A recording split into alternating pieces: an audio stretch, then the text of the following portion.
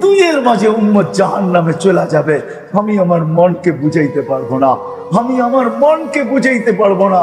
কেননা আমি হারিসুম বিল মুমিনিন, আমি রউফ, আমি রহিম। আমার মন মানবে না আমার উম্মত জাহান্নামে কিভাবে চলে যাবে। তো আল্লাহ বলছে, বন্ধু লা ইউখসিকা ফি উম্মতি, আমি উম্মতের ব্যাপারে আপনাকে লজ্জিত করব না। আমি একটু আগেও বলছি, এখনো বলতেছি, কোরআনের এক জায়গা এক হাদিস আমাকে বুঝায়। আপনি এটা ভাইবেন না আল্লাহ রসুলকে জান্নাত দিবে আর উনি ছুটা যায় জান্নাতের নেয়ামতে ডুবা যাবে। না না না না, ওনাকে জান্নাত দিল উনি যাবে না, উনি জান্নাতের নেয়ামত ভোগ করবে না। এক আয়াত আর এক হাদিস আমাকে বুঝায়, কোরআনের আয়াত বুঝায়, সাউফা ইউতিকা রাব্বুকা ফাতারদা, আপনাকে আমরা রাজি করে ছাড়বো। রাজি মানেই তো জান্নাতের উচ্চ শিখরে উঠায় দেওয়া। দিলেই উনি ছুটা চলে যাবেন না, কেননা উনি আয়াতে বলছেন লান আরদা, আপনি যতই দেন না কেন আমি ওই পর্যন্ত তাকায়া দেখবো না যতক্ষণ পর্যন্ত আমার একজন উম্মত জাহান্নামে যাবে। নবীজি এখনো কবরে পড়া উম্মতের জন্য কাঁদেন। এক এক দেশের উম্মতের জন্য কাঁদেন। আমি আনতে পারি পুরা জামাত, এইখানে পুরা জামার স্বপ্নে দেখছি ইয়া রাসূলুল্লাহ কাঁদেন কেন? বলছে আমি বাংলাদেশের সাদা সিধা সরল সহজ উম্মতের জন্য চোখের পানি ঝরাইতেছি। আমার বাংলাদেশের উম্মত বড় সাদা সিধা, বড় সরল সহজ। হাওয়া যেদিকে দেখে ওই দিকে দৌড়াইতে শুরু করে, যে যেরকম ভাবে পারে আমার উম্মতের ঈমান ছিনায় নিয়ে যাইতেছে। আমরা সাদা সিধাই, কেননা বাংলাদেশে ইসলামও আসছে সাহাবায়ে কেরামের চেহারা দেখা। বাংলাদেশে যুদ্ধের বিনিময়ে ইসলাম আসে নাই, বাংলাদেশে সাহাবাদের চেহারা দেখা ইসলাম আসছে। যদি বিশ্বাস না হয় ইতিহাস উঠান, আমি নাম সহ বলতে পারি। আল্লাহ রসুল হিজরত করেন নাই, এখনো মক্কায় বসা, তখন বাংলাদেশে 4 সাহাবী আসছে, আবু ওয়াক্কাস, ওহাব ইবনে মালিক, কাসিম ইবনে হুযাইফা, উরওয়া ইবনে সাসা। এই 4 সাহাবীর জামাত দেখা বাংলাদেশের মানুষ দলে দলে মুসলমান হয়েছেন। এইখান থেকে 2 সাহাবী চীনে চলে গেছেন, আবু ওয়াক্কাস, ওহাব ইবনে মালিক। ইতিহাসবিদরা বলে এখনো 2 সাহাবী বাংলার জমিনের নিচে ঘুমায় আছে। কিয়ামতের দিন উঠবে আর আমাদেরকে সাথে নিয়ে আল্লাহর রাসূলের সাথে ইনশাআল্লাহ মিলবে। বাংলাদেশের মানুষ সাদা সিধা সরল সহজ। বাংলাদেশের মানুষ হায় হায় শাহজালালকে দেখা মুসলমান হয়ে গেছে, 12 আউলিয়াকে দেখা মুসলমান হয়ে গেছে। নারায়ণগঞ্জের মানুষ আবু তায়ামা রহমতুল্লাহ আলাইকে দেখা সোনার গায়ে যার মাদ্রাসা আছে 1268 সনে, যেখানে তিনি হাদিসের 10 দিছেন, যেই সোনার গার সম্পর্ক 1268 সনে মদিনা মুনাওয়ারার সাথে ছিল। ওনার মাদ্রাসা শুরু হয়েছে দাওরাতুল হাদিস থেকে, নিচের দিকে পড়ে আসছে। উনি নিচের থেকে শুরু করেন নাই, উনি বুখারী থেকে শুরু করছে। আবু তাইয়্যিব রাহমাতুল্লাহ আলাইহি সোনারগাঁও থেকে মদিনা মুনাওয়ারা পর্যন্ত ওই নূরের লকির ছিল। যখন হাদিস পড়াইতেন তো ডাইরেক্ট মদিনার সাথে যে কানেক্টেড হতো। 1268 সনে, আজ থেকে 800 বছর আগে। বাংলাদেশের মানুষ সাদা সিধা, নবীও চিনি না, কি দিয়া গেল এটাও জানি না, কি দিতেছেন এটাও জানি না, কি দিবেন এটাও জানি না। হায়, এই জন্যই তো দিন বুঝি না। যদি জানতাম তাহলে দিন বসতাম, তাহলে সবকিছু বাদ দিয়া, দুনিয়াদারি বাদ না, দুনিয়াদারির সাথে আল্লাহর রাসূল আসছেন। হায় হায়, আমি দেখাবো আপনাদেরকে, হাজারো বাদশাহ দেখানো যাবে, শত। আমার নলেজে যতটুকু আছে ওইটা বললেই রাত শেষ হয়ে যাবে। এই 1400 বছরের ইতিহাসে এরকম বাদশার লিস্টি দেখানো যায় আপনাকে, যারা মৃত্যুর আগে আল্লাহর পক্ষ থেকে মাগফিরাতের ঘোষণা পেয়ে গেছে। যে 16 বারের হামলা করার পরে 17 বার ভারত মহাদেশ স্বাধীন করছে। সালাউদ্দিন, আরে সুলতান মাহমুদ গজনবী রহমতুল্লাহি আলাইহি, উনি মারা যাওয়ার আগে সুসংবাদ পাইছেন, গজনবী সুলতান মাহমুদ তোকে আল্লাহ মাফ করে দিয়েছে। উনি সারাদিন চিন্তায় ভাবতে থাকতেন। এক সময় আইসা মন্ত্রী পরিষদ সবাই ঘরের জিজ্ঞাসা করতেন, সুলতান সারাদিন কি ভাবেন? বলে ওই প্রশ্নের জবাব তোমাদের কাছে নাই। আমি প্রশ্ন শুনে লাভ হবে কি? আমার প্রশ্ন আমার দিলেই আছে, কিন্তু তোমাদেরকে শুনাইলে কোনো লাভ হবে না, তোমরা কোনো সমাধান দিতে পারবে না। বিদায় আমাকে ভাবতে দাও, এটাই তোমাদের জন্য ভালো হবে। একদিন সুলতান ঘুমের থেকে উঠছেন, হাসতে হাসতে উঠছেন, শুকরিয়া সেজদা করছেন, লম্বা নামাজ পড়ার পরে চোখের পানি ছেড়া দিয়া বলছেন, সুলতানের কাম হয়ে গেছে, সুলতানের দুঃখ দূর হয়ে গেছে। রাসূলুল্লাহ রাত্রে স্বপ্নে আসছে আর বলছে, সুলতান আর কাঁদিস না, আল্লাহ তোকে মাফ করে দিয়েছে। উঠান সুলতানের, উঠান সুলতানের ইতিহাস, উঠান সুলতানের ইতিহাস, উঠান, উঠান সুলতানের। আমি সুলতানের পক্ষে না, আমি তো পক্ষে হইলাম রোডেরও পক্ষে না। আমি হুজুররা আসলে আমাকে ভুল বুঝবে, আমি রোডের পক্ষে না, আমি রোডে সংখ্যা দেখানোর পক্ষে না, আমি স্লোগানের পক্ষে না। আমি তো সংখ্যা দেখাইতে চাই মসজিদে। ইন্না ফিল জান্নাতি নাহারা, জান্নাতে একটা লেক আছে, ইউকালু লাহু রায়্যান, ওই লেকের নাম রায়্যান। ফিহি মাদিনাতুম মিন মারজান, আল্লাহ ওইখানে একটা শহর বানাবে মারজান পাথর দিয়া। লাহু ৭০ আলফা বাবান, ওই শহরে ঢুকার আগে গেট থাকবে। আলা কুল্লি বাবিন ৭০ আলফা মালাইকাতান, প্রত্যেক গেটে ৭০,০০০ ফেরেশতা দাঁড়ানো থাকবে। আলা আইদিহিম, এদের হাতের ভিতরে থাকবে গিফট, থাকবে গিফট, পুরস্কার। হাফেজ যখন এক গেটে যাবে ৭০,০০০ ফেরেশতা তাকে গার্ড অফ অনার দিবে, আর গিফট হাতে উঠায় দিয়া বলবে, হাদা কেরামাতান লিল কোরআন, তোমার কোরআনের সম্মানার্থে তোমাকে ৭০,০০০ গিফট দেওয়া হলো। এরকম গেট পার হইতে থাকবে। ৭০,০০০ গেট যখন পার হবে তো ৪৯০ কোটি ফেরেশতা তাকে সালাম দেওয়া শেষ হবে। ৪৯০ কোটি গিফট তার হাতের ভিতরে আসবে। তারপরে সে তার শহরের ভিতরে ঢুকবে, আর ওটার ভিতরে কি রাখা আছে আল্লাহু আলাম। গেটেই এরকম, ভিতরে কিরকম হবে। আর মা বাপ যখন যাবে তখন মা বাপকে প্রত্যেকবার ৪৯০ কোটি ফেরেশতা সালাম দিবে, আর মা বাবাকে আলাদা গিফট দিবে, আর বলবে এটা মাতৃত্বের পুরস্কার, এটা পিতা হওয়ার পুরস্কার, তুই হাফেজের পিতা হইতে পারছিস, এই জন্য দুনিয়াওয়ালারা যদি পুরস্কার দিতে পারে তো ফেরেশতারা বলবে, আল্লাহু আহাক্কু বিহা ওয়া রাব্বি আহাক্কু বিহা, আমার রব এর চেয়ে বড় হক রাখে, তোর জন্য এই পুরস্কার। মাকে আলাদা দিবে, বাপকে আলাদা দিবে। কত বড় সৌভাগ্যবান ওই মা বাবা যাদের সন্তানগুলো আজকে হাফেজ হলো। এখন যদি বাকিরা বলে আমরা কি খালি, না না, যারা এইখানে আঙ্গুল লাগাইছে ওরা পর্যন্ত পাবে। আঙ্গুল মনে হয় বোঝেন নাই, ঠিক না? আঙ্গুল মনে হয় বোঝেন নাই, কি বুঝছেন? গরুর হাটে যান না ঈদের দিন, তো দেখবেন কিছু লোক ঘুরে, শব্দটা যদিও ব্রোকার বলা যেতে পারে, বাংলা শব্দটা আসলে বেশি ভালো লাগে না, ওটা যদি আরবি শব্দই, কিন্তু ব্রোকার, ঠিক না? একজন আরেকজনের গরুর পেটের ভিতরে হাত লাগায় বলে আমিও কিন্তু হাত লাগায় গেছি, মানে কি?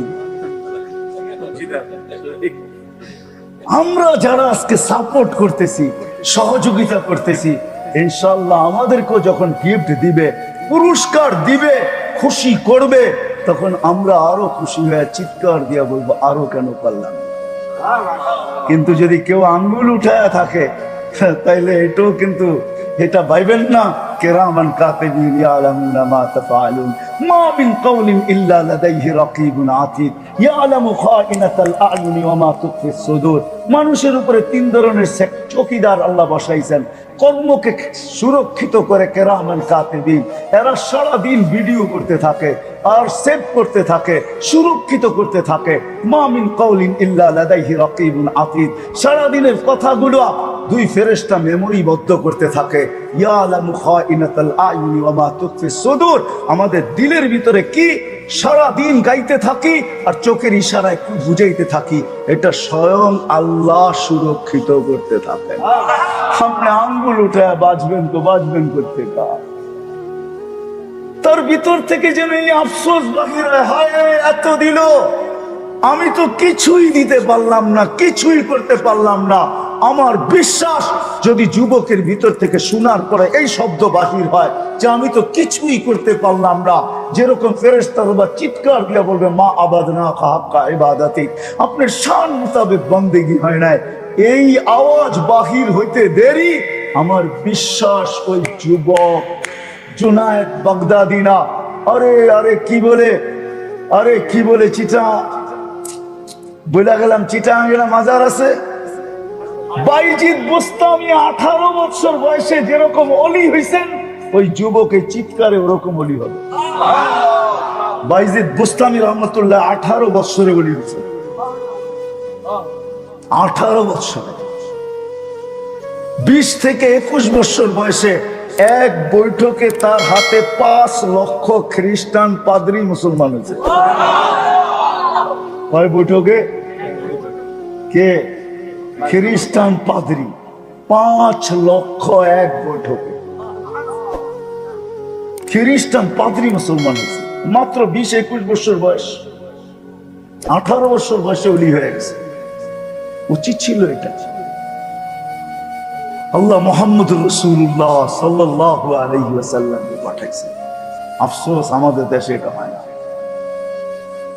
1 তারিখ থেকে হওয়া উচিত, আর যদি না হয় তো 12 তারিখ থেকে 30 তারিখ পর্যন্ত হওয়া উচিত। আপনারা রাগ হয়ে যান না। আমি দুনিয়ার এক দেশে গেছি, আরব দেশে, ওই দেশে 40 দিন হয়। কি তা না, আমি ওইখানে ছিলাম, আমি দাওয়াতি মেহমান ছিলাম, আমার বয়ান ছিল ওইখানে। আজমদের মধ্যে থেকে আমারই, অনারবদের মধ্যে থেকে আমারই বয়ান ছিল ওখানে সুদানে। আমার বয়ান ছিল আরবিতে, জানি না নেটে আছে কি নাই। 40 দিন পর্যন্ত যে আসে নবীর সুরত শোনায়, নবীর সিরত শোনায়, নবীর শান শোনায়, নবী কেন আসলেন এটা শোনায়, নবী আমাদেরকে কি দিলেন এটা শোনায়, কি দিতেছেন এটা শোনায়। আমি আনতে পারি আপনাদের এখানে ওই লোকগুলা এখনো আল্লাহওয়ালারা স্বপ্ন দেখেন।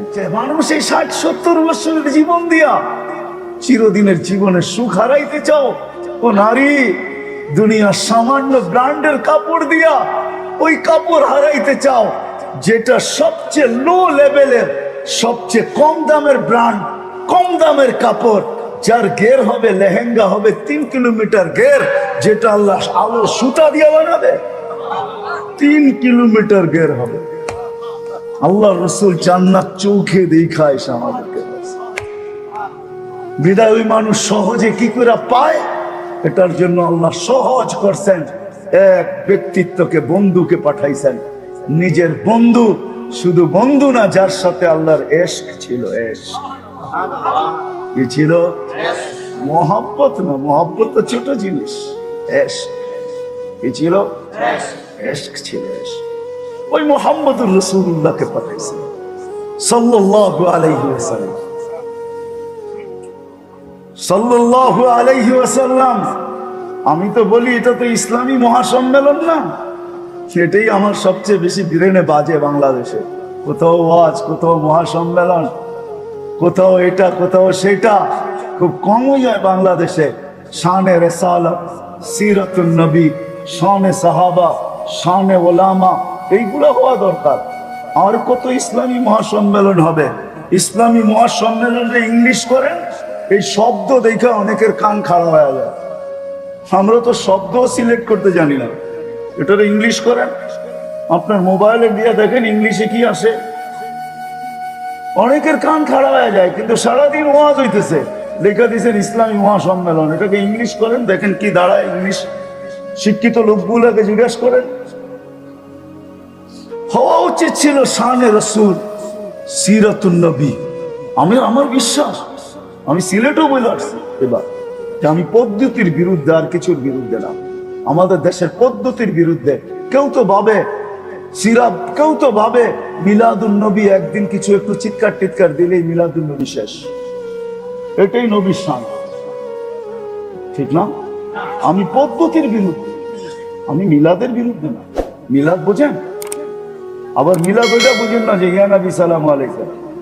মিলাদ মানে হলো জন্ম, অস্তিত্ব, অস্তিত্বের বিরুদ্ধে না। আল্লাহ রসুলের জন্মের বিরুদ্ধে না। আল্লাহ রসুল যেদিন দুনিয়ায় পা রাখছেন ওদিন ঈদ ছিল, এতে কোনো সন্দেহ নেই। বিশ্বাস হয় না আপনার? এটা পড়ে দেখেন, সৃষ্টির বাদশাহ জমিনে পা রাখতেছে, ঈদ হবে না তো হবে না কেন? আমার তো মন চায় যে 1 তারিখ থেকে নিয়ে 30 তারিখ পর্যন্ত প্রত্যেক মসজিদে মসজিদে হওয়া উচিত ছিল নবীর সুরত। আল্লাহ আমাদেরকে কিরকম নবী দিয়েছেন, তার চেহারা কিরকম ছিল, তার সুরত কিরকম ছিল, সিরাত, নবীর আদর্শ, নবী কেন আসলেন, উম্মত এটা জানো। নবী আমাদেরকে কি দিছেন এটা জানো, কি দিতেছেন এটা জানো, কি দিবেন এটা জানো। তারপরে যেন সবকিছু জানার পরে যুবক উপর দিকে মুখ উঠায় এই কথা বলতে পারে, নারী বলতে পারে, পুরুষ বলতে পারে, সবাই যেন বলতে পারে হায় আফসোস, এত দিল আমি তো কিছুই দিলাম।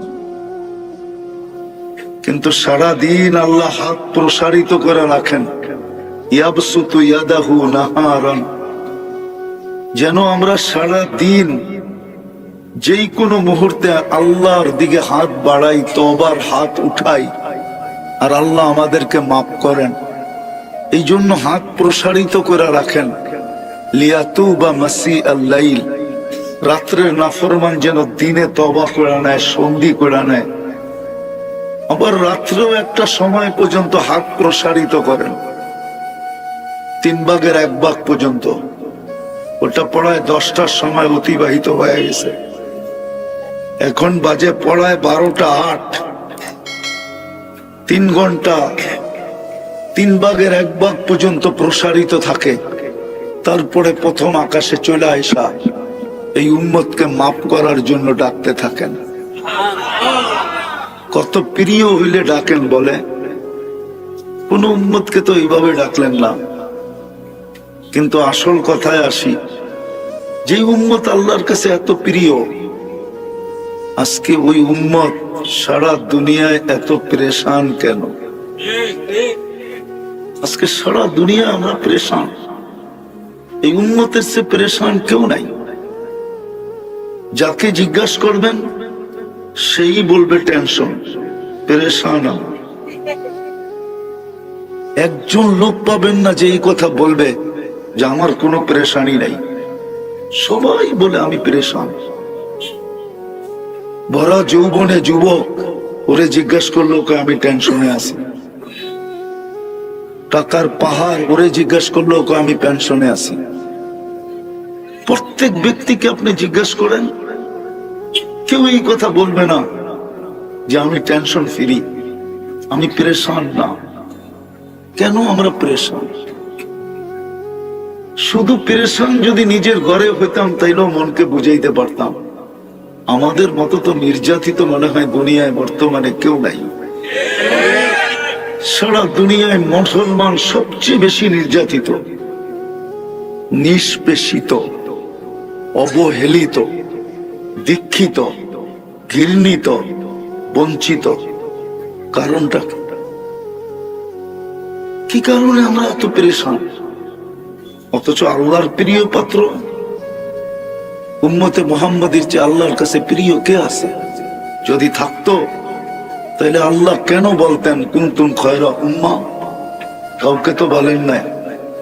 ১৬ লক্ষ নবীর উম্মত তো আছেন, ৩১২ জন রসুলের উম্মত তো আছে, খলিলের উম্মত আছে, কালিমুল্লাহর উম্মত তো আছে, রুহুল্লাহর উম্মত তো আছে, সফিউল্লাহর উম্মত তো আছে, আদম সফিউল্লাহর উম্মত তো আছে, ইব্রাহিম খলিলুল্লাহর উম্মত তো আছে, ঈসা রুহুল্লাহর উম্মত তো আছে, মুসা কালিমুল্লাহর উম্মত তো আছে, ইব্রাহিম খলিলুল্লাহর উম্মত তো আছে। কিন্তু কাউকে তো খায়রে উম্মত বললেন না। খায়রে উম্মতের মালাটা তো আমাদের গলায়, মুকুটটা তো আমাদের মাথায়। এত প্রিয় হওয়া সত্ত্বেও আমরা পরেশান কেন? কিন্তু যদি অতীত দেখি, নামাজিরা যদি জানতো কার সাথে কথোপকথন চলতেছে, সে কত কাছে, কার কুদরতি পায়ে মাথা লাগছে, সে যদি বুঝতো মান্তাকালা ইলা ইয়াউমিল কিয়ামা, কোন নামাজিকে নারী পুরুষ যুবক বৃদ্ধ যে সেজদায় গেছে ওকে কিয়ামতের আগে কেউ উঠাইতে পারতো না। কিয়ামতের আগে ওকে কেউ উঠাইতে পারতো না। এই জন্য মাঝে মাঝে পাওয়া যায় কিছু মানুষ সেজদায় মারা যায়। কি কি আপনি বলেন সেজদায় মারা গেছে? আসলে না, ও কিয়ামতের দিন সেজদার থেকেই উঠবে। ও কিয়ামত পর্যন্ত সেজদায় চলে গেছে। ও মারা যায় না, ও কিয়ামত পর্যন্ত সেজদায় চলে গেছে। ও কিয়ামতের দিন সেজদার থেকে উঠবে আর বলবে মা সাজাদনা হাক্কা সুজুদিক। মালিক তারপরও সেজদায় মন ভরে না, তারপরও সেজদায় মন ভরে না। যেমন ইহরাম পড়া লোক যখন মারা যায়, হাদিসে আছে ইয়াম্মি ইয়াতি ইয়াউমাল কিয়ামাতি মুলাব্বিয়ান। দুনিয়া দেখে ওর কাফন হয়, দুনিয়া দেখে সৌদিতে ওর দাফন হয়, বাড়িতে লেটার আসে মারা গেছে। আসলে এটা দুনিয়ার স্মৃতি, দুনিয়াওয়ালারা দেখছে। আসলে ও মারা যায় নাই, ও তো চিরজীবনের জন্য যে আসছি মালিকের ঘরে আর ফিরা যাব কেন, এইখান থেকে গায়েব হয়ে যায়। এহরাম পরেই গায়েব হয়ে যায়। ও এহরাম পরা গায়েব হয়ে গেছে, দুনিয়ার পোশাকটা আমাদের হাতে উঠায় দিছে। যেরকম আমরা বলি চোর পাইগা গেছে লুঙ্গিটা রেখা দিছি, ও আমাদেরকে দুনিয়ার পোশাকটা দিয়া ওই এহরাম নিয়ে চিরদিনের জন্য গায়েব হয়ে গেছি। কেননা আসছি আল্লাহর দিদারে। হজ হইল দিদার, কি হজ কি? এই জন্য তো ঘরের চতুর্দিকে ঘুরে। আরে যদি জিজ্ঞেস করেন ঘরের চতুর্দিকে ঘুরিস কেন, যদি দেখি এর লেগার করতেছি। যদি যদি যদি যুবকরা ভালো বুঝবে, বুড়ারা তো বিয়া শাদী করেন নাই, প্রত্যেকে বুঝবেন, ঠিক না? যুবকরা মাঝে মাঝে গলির এই গলি এই গলি ঘুরে, ঠিক না? ঘোরার উদ্দেশ্য কিরে ঠাটা ভাঙ্গা রোদ্রে তুই গোরস কেন? তো মুস্কি মুস্কি হাসে, যদি দেখি। ওইখান থেকে আবার চলে যায় সাফা, আবার চলে যায় মারওয়া। আরে এত উপরে উঠলি কেন? দিদার দেখতে চাই, তাই দেখতে চাই, একটু উপর থেকে জায়গা দেখি, দেখা যায় কিনা। ওইখানে যখন শেষ তো চলে যায় মিনা আরাফা। এইখানে ওইখানে তো উপরে উঠো দেখলাম, চতুর্দিক দিয়ে ঘুরেও দেখলাম, দেখা তো হইল না। খোলা আকাশে চলে আসছি, মনকে বুঝাইতেছি আমি দেখি আর না দেখি সে তো দেখবেই দেখবে, সে তো দেখবেই দেখবে। এটার নাম দিদার। মানুষকে আল্লাহ দিন দিছিলেন এই জন্যই যে মানুষ সমগ্র সৃষ্টির সুখের পরিবেশ আমার হাতের গড়া, আমার পক্ষ থেকে নির্ধারিত। ও মানুষ পাখির জন্য খোলা আকাশ, মাছের জন্য পানির পরিবেশ, জঙ্গলের প্রাণীর জন্য খোলা বনের পরিবেশ।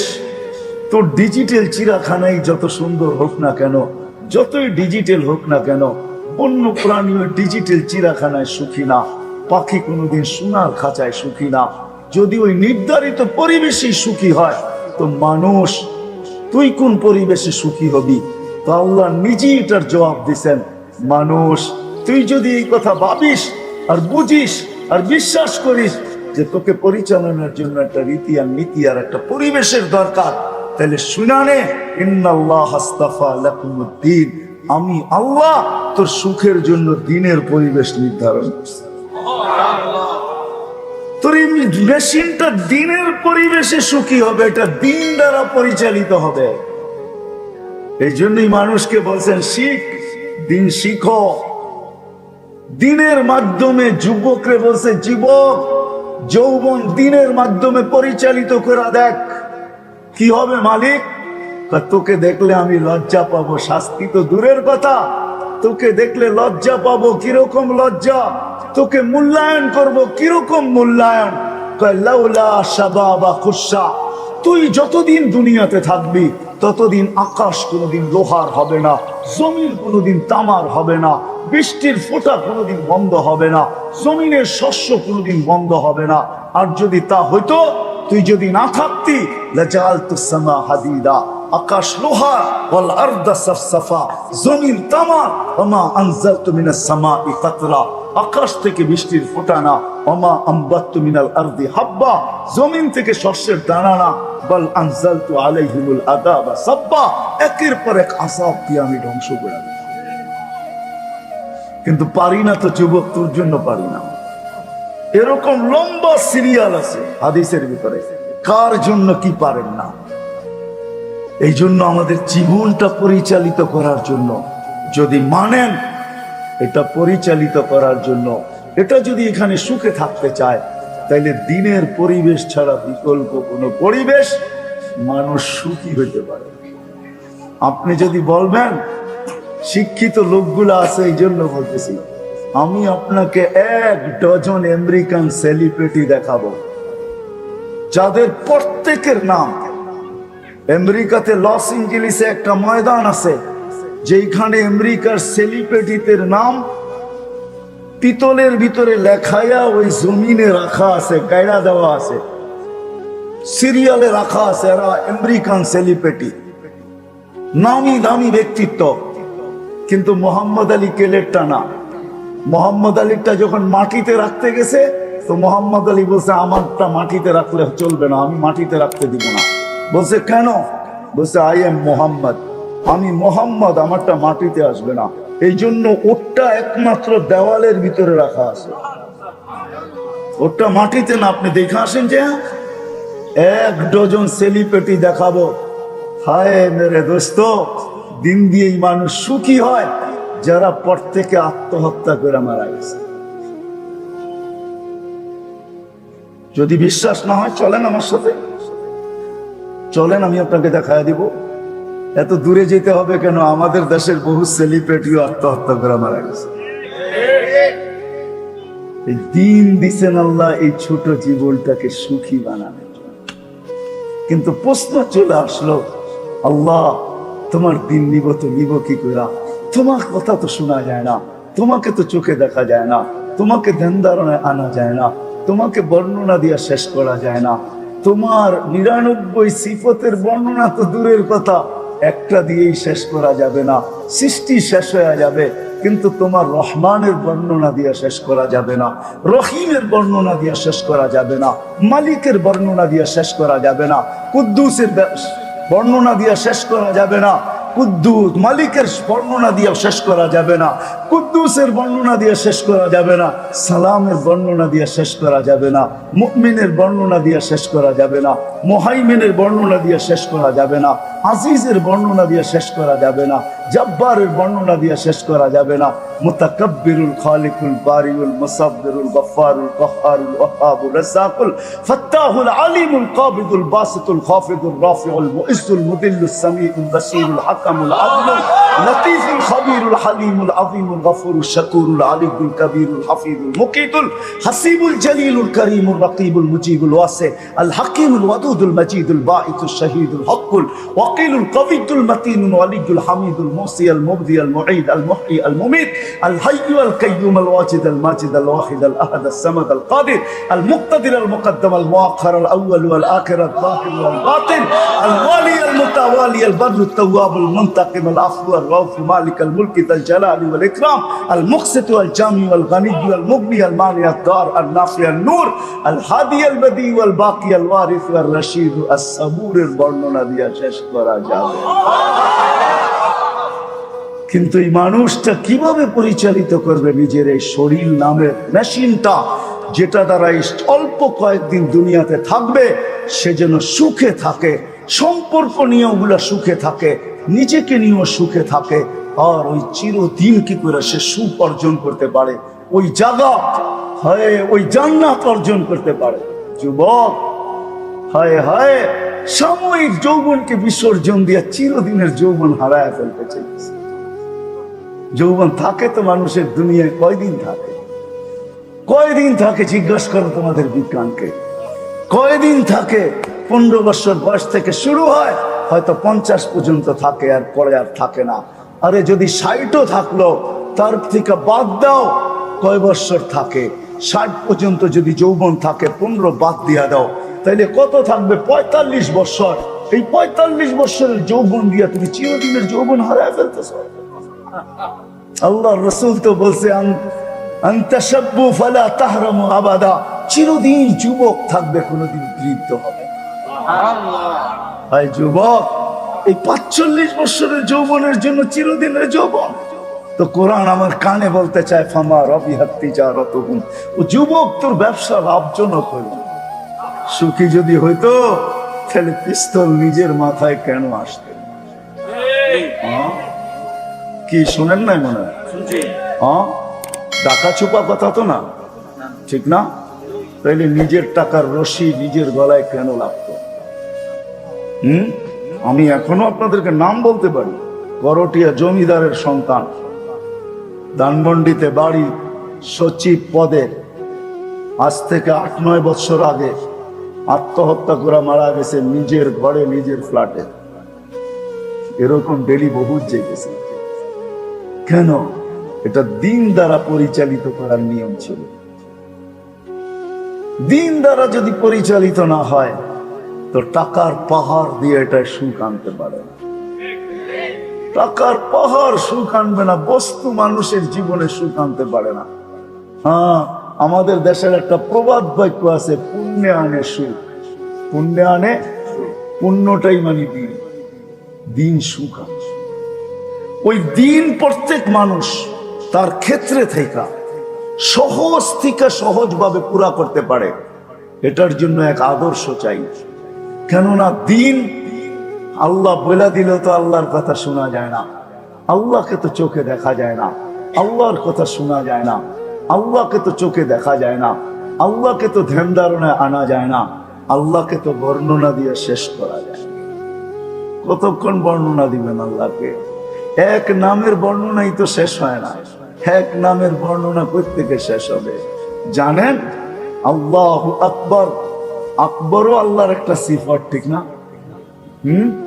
কি বলে? হ্যাঁ, আবার মনে করেন না আপনার গ্রামের আকবর আলী আর কি, আকবরও তো একটা সিফত। কত বড় আল্লাহ! হ্যাঁ, কত বড়, কত বড়, বিশাল। কতটুক বিশাল? আপনাদেরকে সৌরজগৎ পড়াইতে হবে আমাকে। আল্লাহ কত বড়! খিলগায় মাঝে মাঝে সকালবেলা দেখি স্রোত যখন চলে কনকনে শীতের দিকে, কেউ অফিসে, কেউ আদালতে, কেউ মেইলে, কেউ ফ্যাক্টরিতে, কেউ এদিকে কেউ সেদিকে, মাঝে মাঝে দাঁড়ায় থাকি আর মুস্কি মুস্কি হাসি। হায় মানুষ, হায় উম্মতে মুহাম্মদ। সুখের আশায় সুখের লেপ ছেড়া, মজার লেপ ছেড়া পাগলের মতো ছুটতেছে। কেন আমরা অসুখী? কেন আমরা পরেশান? আসেন এটারই জবাব দিয়ে শেষ করতেছি। রাত্র পড়ায় 12টা 19 বাজতে চলছে। দীর্ঘ রাত পর্যন্ত মাইক চলুক, এটা পছন্দ করি না। যদিও রাস্তায় টাইম খায়া ফেলছে, পৌঁছার কথা ছিল পড়া 11টা, 11:15 ভিতরে। কিন্তু মদন করতে মদনপুরি, ঠিক না?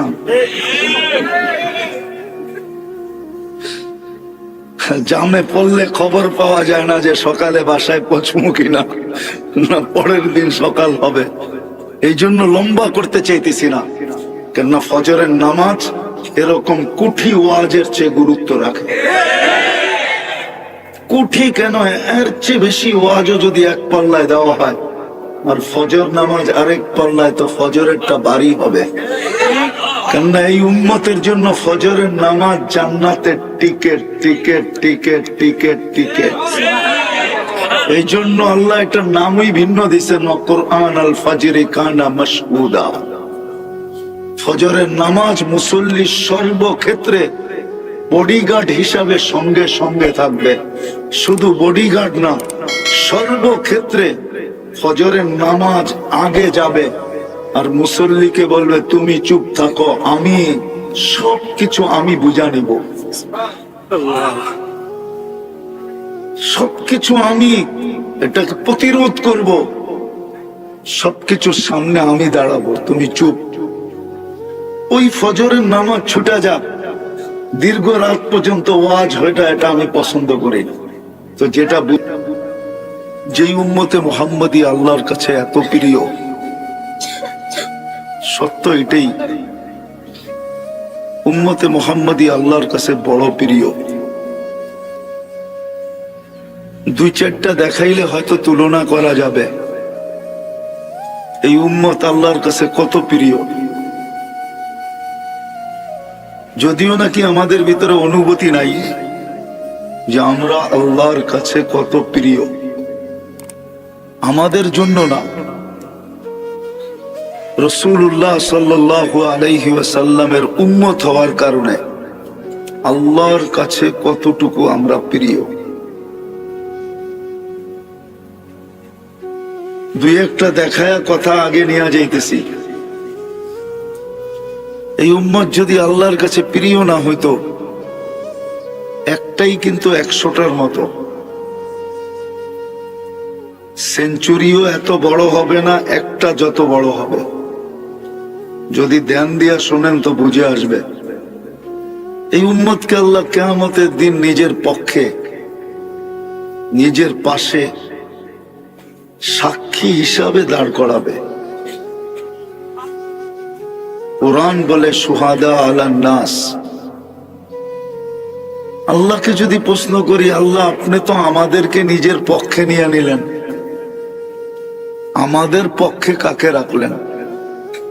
তো এই আয়াতের ভিতরেই আছে ওয়ার রাসূলু শাহিদান আলাইকুম, ওয়ার রাসূলু শাহিদান আলাইকুম। আল্লাহ বলেন, বন্ধু তোমাদেরকে দিয়া দিলাম, আমি তোমাদেরকে আমার পক্ষে নিয়ে নিলাম।